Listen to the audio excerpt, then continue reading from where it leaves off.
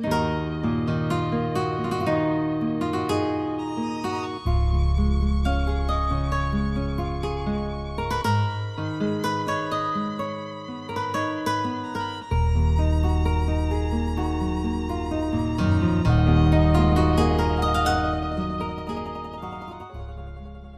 Phyllis. And he's Mario. Welcome to LaTabella.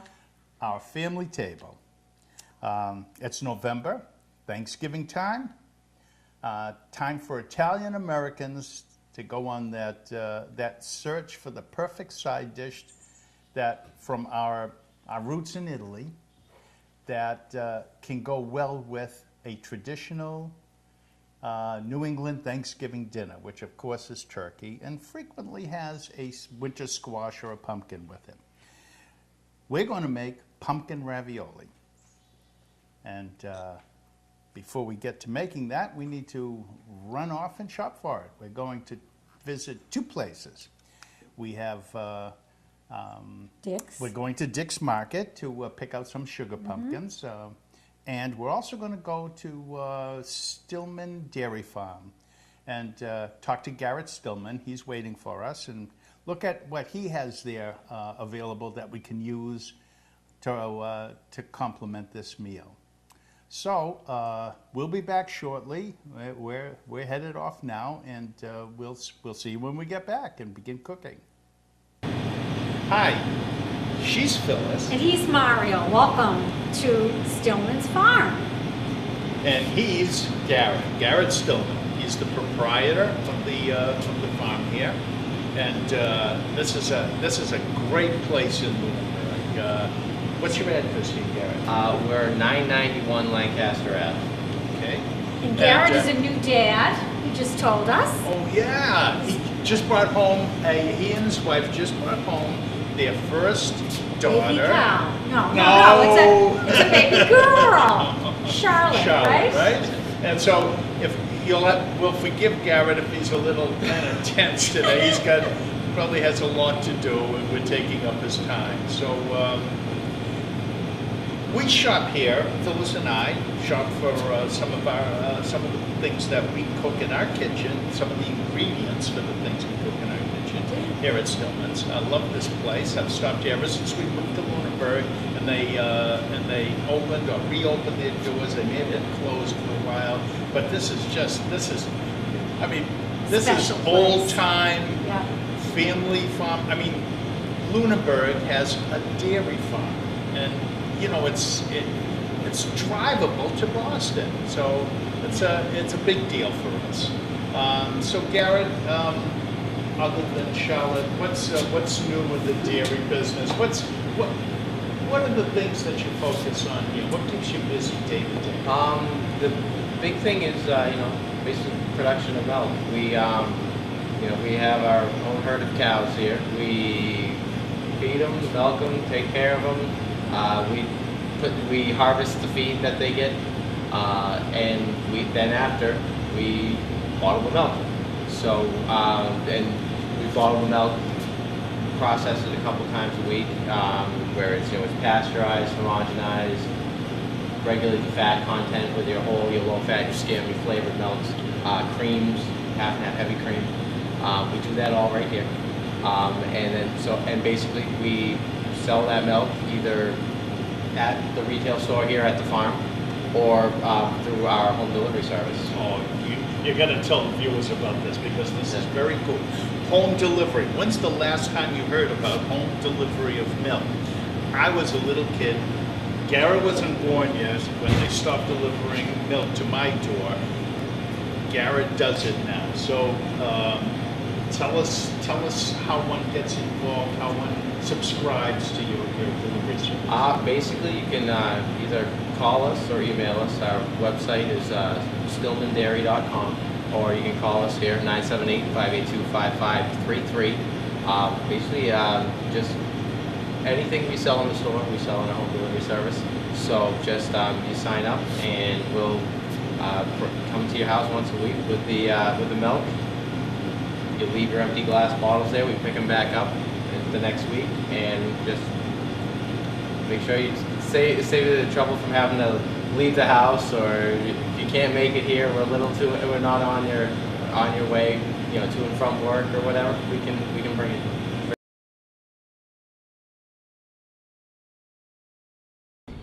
Hi, Phyllis and Mario are at Dick's Market in Lunenburg today, and we're here to pick out pumpkins because for our next episode, which will be our November Thanksgiving episode, we're going to make pumpkin-filled ravioli. And so we're here to pick out our pumpkins. We're waiting for some sugar pumpkins to come in from the field. Should be here shortly, and when they come in, we'll meet you back at LaTabella and show you how we prepare pumpkin ravioli. You're gonna love it. It's a great dish for to supplement your holiday Thanksgiving holiday meal. You could even use them for Christmas. And for Christmas. If there's any left over. And of course, yeah, how about Halloween? You know, any excuse to eat ravioli works for me. So we'll see you back at the table. Ciao. Hi, we're just back from a quick trip to Dick's to pick up our sugar pumpkins, which is really the perfect pumpkin for making pies and also for making our pumpkin ravioli, which is going to go with some of our holiday dishes. And we always have to have pasta, and I can't think of anything better than to make a pumpkin ravioli. This is about a 2-pound pumpkin. We're going to cut this in half, and I'm going to ask Mario to do that for me. And while he's doing that, I wanted to tell you also that we also took a trip over to see Stillman's Dairy Farm. And the proprietor there is Garrett Stillman. And he's a great young farmer, very, very dedicated, hard worker. We do a fair amount of shopping. Let me get this started so I don't lop off a finger here. We do a fair amount of, holy mackerel, a fair amount of shopping at Stillman's Dairy Farm. We like the products. We like how it's presented. We like their creativity. You really should give it a try. It's a good. I need a chainsaw to cut this thing. I'm gonna lose a limb here. I don't think we should be showing the cutting of the pumpkin. Oh wait, no, we're going. It's gotten. No. Sugar. This is a concrete pumpkin. I think we need to start over.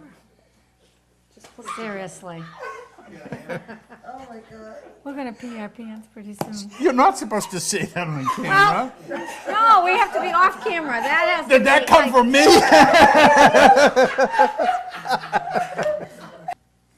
So I've scooped out the seeds from one of the sugar pumpkins, and I'm working on the second one. And certainly, if you don't want to do this, it's perfectly acceptable to go to the supermarket and buy canned pumpkin. It works just as well. I tend to like to roast my pumpkins and do it this way because I like the nutty flavor that you get and that comes from roasting it in the oven. But like I said, if you want to use canned pumpkin, it's perfectly good. Now I'm going to just take the olive oil, throw a little bit of it in here. I get a little heavy with it. That and garlic. I can never have enough of it. And then I'm just going to brush inside. And I'm going to put a little bit of salt and pepper in here. And after that's done, sprinkle it a little bit. Could you put butter instead of olive oil? If I guess you could use butter, sure. I like the olive oil. I'm trying to think about being a little heart healthy. A little bit of that. Now, what I like to do is I like to turn them upside down when I roast them. I find, and I've done them both ways, that the liquid from the pumpkin tends to evaporate a little bit better and you get a better roasting flavor when you do it. And these are going to go in the oven at maybe 400 for 45 minutes, but test them with the fork until they're tender. It might take, depending on your oven, you could roast them higher for a shorter amount of time, but until they're nice and soft. Do you break the skin to let the I steam can a little evaporate? bit, sure. Give it a couple little. like I'd use that. my knife, but as we saw it lost the battle with Yeah, this I think it particular did. pumpkin. So I'll get these in the oven and we'll be back in a minute. Hi again. I've scooped out the pumpkin once it was cool enough to touch and put it into a food processor. And we're going to give it a little bit of a zap here. And what I'm going to do is now add 2 eggs into the processor. And I'm going to add 2, I'm going to take this off because I don't like this narrow opening. About 2 tablespoons of breadcrumbs.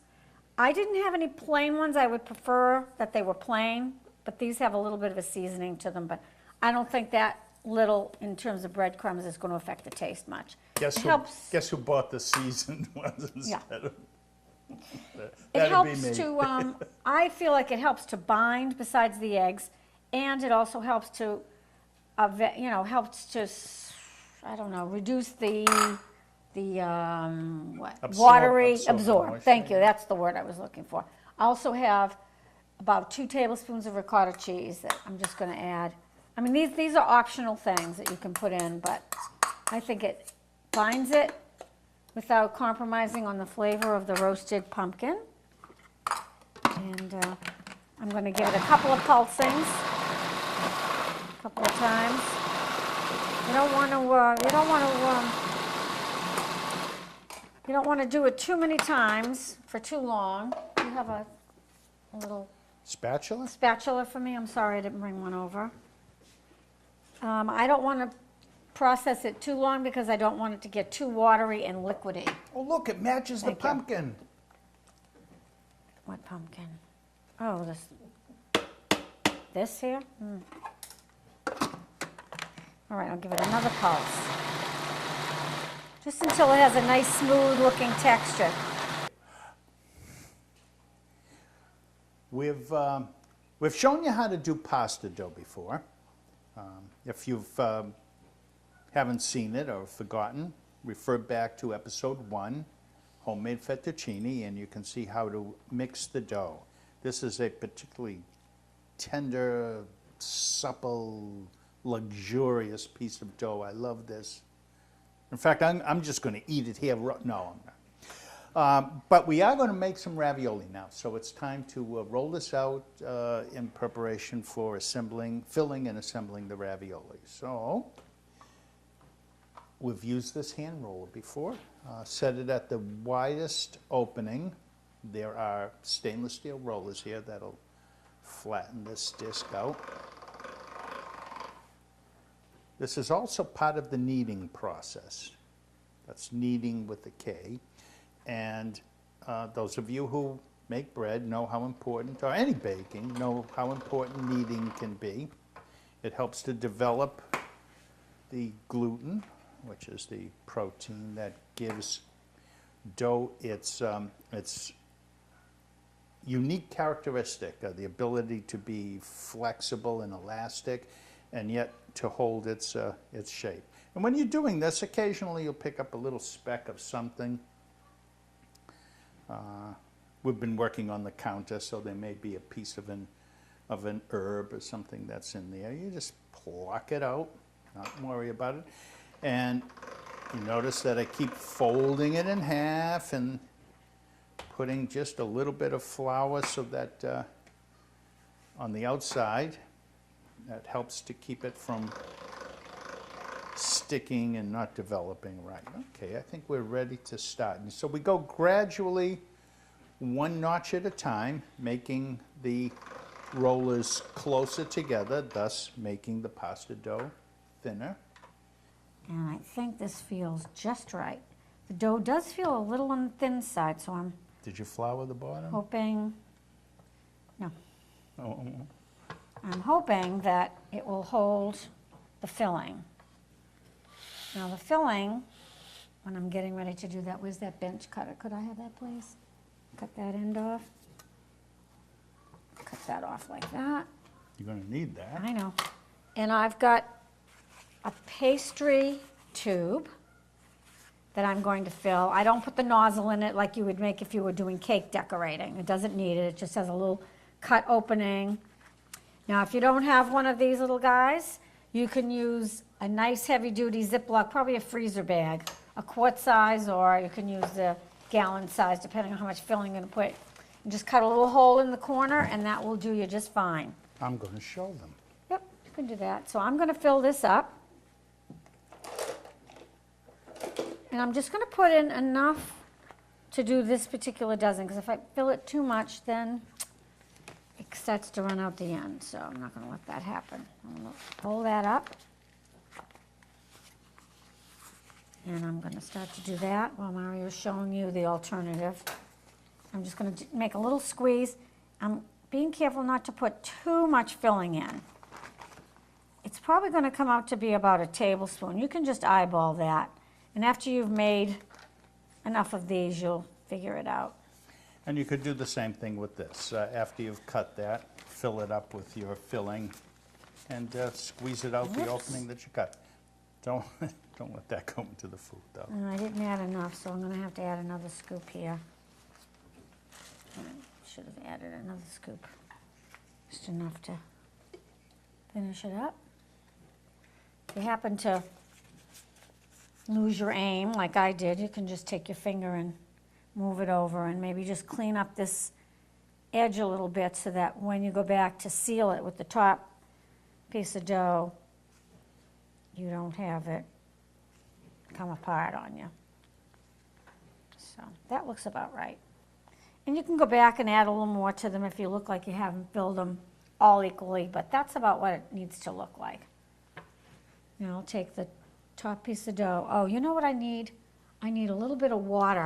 I think this What I is like to do. sticky enough It that, is? that Okay. you won't need it. But normally you would brush the edges around every ravioli Yeah, seam where section a with little a seam. little water to help the two stick together. But this does feel pretty sticky, so it's got a lot of moisture I'm in gonna it. So help you with this. chances are it's going to be okay. It wouldn't hurt to do it. I mean, it doesn't change anything if you decide you want to use a little bit of water, which is, I call it my pasta super glue. There you go. Just take a rolling pin. When you're making Add a little pasta bit. at home, homemade, you use a lot of flour. It's, Yep. don't be afraid to do that. Before I seal it down, I make sure that there's no air, or try to get as much of the air out. Just give it a little gentle tap to make sure there's not too much air, because what will happen as the ravioli are cooking, the hot air will expand, and then you've got ravioli with the filling coming out, and that's never a good thing. So I always start at the further end and work towards myself. Just do that. Make sure your middle is all sealed up. And take off your dough here. And we're going to flip this over onto a, I like to flip them onto parchment paper on a tray, which I will do in a second, and then put them in the freezer until they're nice and frozen. And then you can break them apart, put them in a Ziploc bag. They're easy to handle, and then you can cook as many as you like. And you'll just keep doing that until I've finished up with the dough. But and the filling. Felicia, What? what if you don't have a ravioli mold? Oh, good question. You can make them by hand. You can do out the dough, and I think Mario's going to demonstrate 1 dozen, yes? Yes! Okay. How you can do that, so you don't have to go through the expense of having a mold. And you can do them by hand, and they come out just as delicious. Doesn't change the flavor. So here's a couple of ragged-looking sheets of pasta dough. A little mishap. Phyllis had her elbow resting on them, but it's okay. It's good. They're still going to taste delicious. And now we're going to make some by hand in case you don't have a ravioli mold. Goes faster. It's easier with the mold, but this will work pretty good. Now, it's been a long time since I made raviolis. by hand. like this. So you'll have to please be patient with me. This was in Nona's kitchen, not in Italy, but here in the U.S. It says, because it says made in Italy, and why would they put it in English if it was used in Italy? But it's a great little cutter. We'll show you how that works. It's just her hands, my mother's hands, my sister's hands, everybody's hands have been on this. So I think Memories, a lot of memories. a lot of memories, yeah, thank you. So I'm adding the little water, the glue as I call it, to the edges and to the in-between here. So when Mario puts the top dough on and cuts, hopefully it'll stick. I bought all those brushes to do stuff you like know, this, I and here know, you are but with a finger. Sometimes you can just use your little old hands. You don't you have to have a done? brush. I'm done. And this dough, I don't know if the camera can pick it up. It doesn't have the elasticity of the other batches of dough that we did because Mario had to switch off when he ran out of the durum wheat flour. So We're just pressing down in these look between. a little sad. They're going to taste delicious, but they look like they need help. If they make it. Yeah. And we cut in between them all. It also helps to seal the edges. All right. This is, it'll never get off the ground. You always Wind up lose with a some. few. that, Try that to open keep the boil gentle. If you when you're boiling ravioli, especially, have just a gentle boil. That'll minimize some of the filling coming out. So that's that. We're going to pop these, I think, in boiling water shortly. I'm going to do up a sage butter sauce for you in just a minute using delicious butter that I got at Stillman's Dairy. And I'll show you that in just a minute. Well, but when you see the interview we did with Garrett Stillman, it's we talked about the first time I bought butter there. I asked him, "Hey, got any butter? It's a dairy farm. Is it possible?" And he said, "Oh yeah, my mom makes it in the ice cream maker." And he said they still do it. They use the ice cream maker to churn the cream to make the butter, and it's it's very cool. So let's take a little break, get these in the pot to boil up along with the others that we made ahead of time, And I'll get busy on the sage butter sauce that's going to go on the ravioli. So you're we'll gonna be- love it. It's Yeah. delicious. Hi, I'm preparing the sage butter, which is going to be our sauce for the pumpkin ravioli, which Mario's in the back cooking right now. And what I'm doing is I picked some sage from my garden today. I'm just taking off leaves, maybe 8 or 10 leaves, and I'm going to be chopping them up to maybe this consistency here. And then I'm going to add the butter into the pan, get it nice and warm, and then I'm going to add the sage and kind of saute it for a few minutes. But look at the color of this butter. This is the butter that came from Stillman's Dairy. And I mean, it's just a beautiful, buttery, well, lemony kind of look to it, I guess. And it's lightly salted. I'm going to just add I might just add all of it, so I don't really need to do that. Put it in here. That's that- my girl, Let Phyllis. that melt down. Yep. Butter it up. And while that's warming up, I'm just going to finish preparing the sage. I mean, the smell that I'm getting from the sage is it's just fabulous. And what I'm going to do after I put it in there and it's melting, I think I'm going to put this up a little higher. I know it gets done fast, but I don't want the butter to burn. I just want it to melt. And then I want to incorporate the sage in there so it'll have a nice smell. And I can start putting that in now while it's melting in there. And I'm going to let it get up to a temperature where it's just lightly sauteing the sage. I need a spatula. I can use this one, I guess. that in there. This has a little bit of needs a little bit higher setting, I think, here. There we go. It's taking a little longer than I thought. I thought it would be really quick, but it's not. But that's okay. It's going to be incorporating that wonderful sage smell and flavor into the butter. It's going to be just beautiful. I also like to add just a little, not too much. I have some dried sage, which what I did was I dried it out from last season's batch of sage. I just dried it on a counter on a paper towel for a few days. When it was nice and dry and crispy, I put it in a processor till it got to be, I'll just show it to you a little bit, a very almost powdery consistency. And what I'm going to do is just sprinkle a little bit of this in there, because I think that it gives it a really nice, strong sage flavor, which I happen to like in my, so maybe about a teaspoon.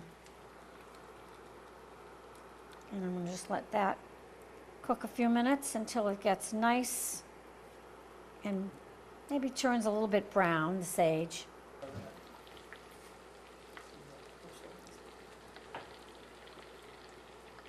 Okay, so we're back with the butter and the sage, and it's coming along nicely. The butter has just started to slightly turn a little golden brown, which I think is about where I'm going to leave it. I don't want it to get really that burnt taste. I think it changes the flavor.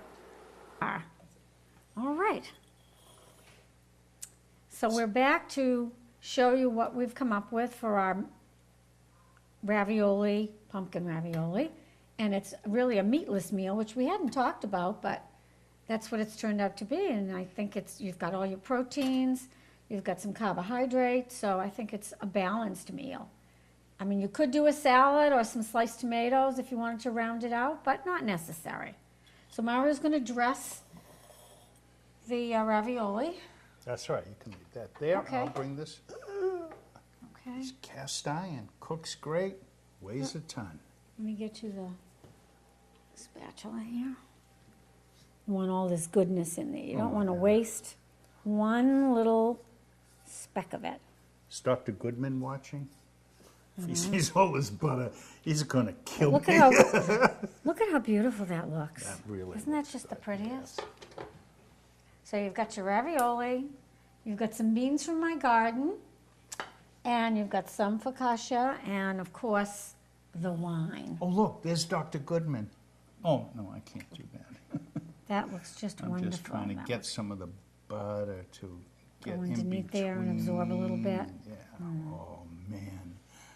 All right, so it smells fabulous. I'm sure it's going to be delicious. And I'm sure when you make it at your house, it'll be wonderful as well. I hope you enjoyed it.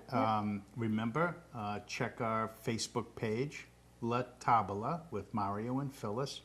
We post the link, the YouTube link, so you can watch these episodes at home.